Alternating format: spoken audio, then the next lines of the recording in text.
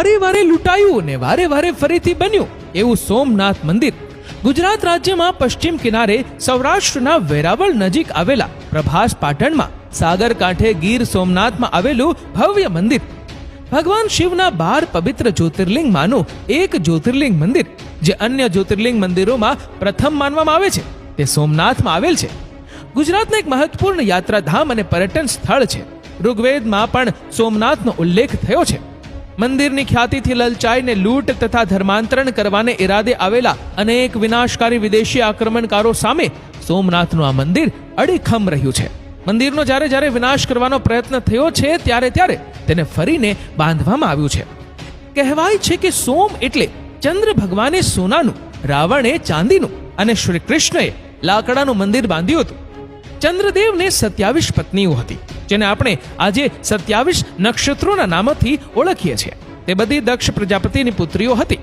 તેમાંથી રોહિણી નામવાળી પત્ની સાથે ચંદ્ર સદાય પ્રેમમગ્ન રહેતા.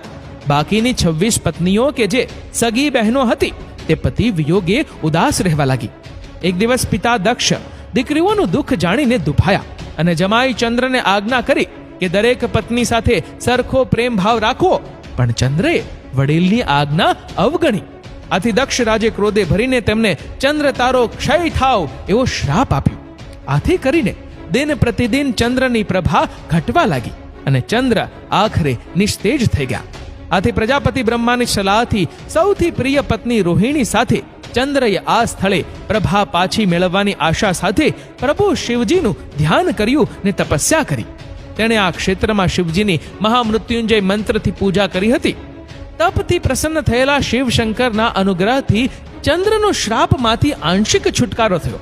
ત્યારથી શિવજીની કૃપાથી 15 દિવસ સુધી વધતો સુદ અથવા કૃષ્ણ પક્ષ અને પછી 15 દિવસ ઘટતો વદ અથવા શુક્લ પક્ષ ચંદ્ર થાય છે. સોમનાથ મંદિરનો ઇતિહાસ. મધ્યકાલીન યુગમાં સોમનાથનું પહેલું મંદિર 2000 વર્ષ પહેલા અસ્તિત્વમાં આવ્યું હોવાનું કહેવાય છે. ઈસવીસન 649ની સાલમાં વલ્લભી વંશના શાસક રાજા મૈત્રકે પહેલા મંદિરનો જીર્ણોદ્ધાર કરી તેના સ્થાને બીજું મંદિર બનાવ્યું. આ સમય સને 487 થી 767 સુધીનો ગણાય છે.